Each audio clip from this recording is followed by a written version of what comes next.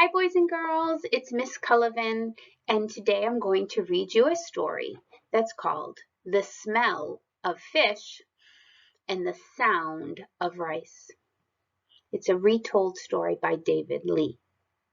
A long time ago, in a small Korean village near a river, two houses stood next to each other. Farmer Yi and his family lived in the first house. The Jia family lived next door.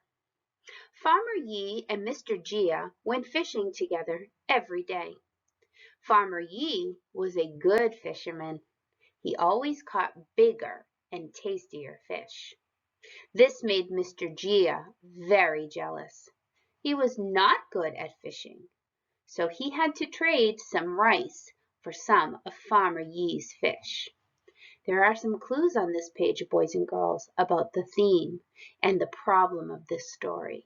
Are you already thinking you might know what's going to happen and what this story is going to be about? I do. I have some ideas. One day, Farmer Yi was ill. That means he was sick. So Mr. Jia went fishing alone. He caught the biggest fish he had ever seen. Now Farmer Yi will be jealous of me, he thought. Mr. Jia stopped at his neighbor's house to boast. That means like to brag. And he says, "Look at this fish. It's bigger than the fish you catch. I bet it tastes better too."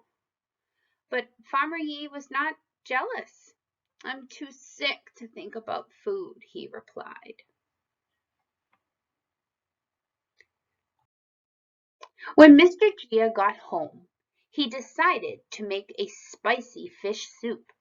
The aroma, that means the smell, the aroma filled the village, and next door, Farmer Yi sat up in bed and took a deep breath. "What is that wonderful smell? I feel better already!" And his family shouted joyfully. Mr. Jia was so startled by the noise from his neighbor's home that he dropped some of his soup on the floor. Mr. Jia was so angry that he ran next door and he said, "You thief! The smell of my soup cured you. Now you must pay me for it." Mrs. Yi picked up the bowl of dry rice that she kept on the shelf.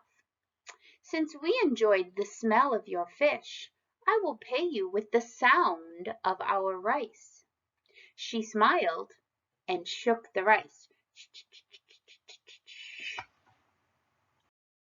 Mr. Jia realized that he had acted foolishly.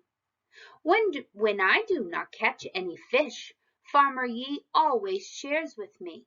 Now it is my turn to share with you. Let us enjoy my soup together."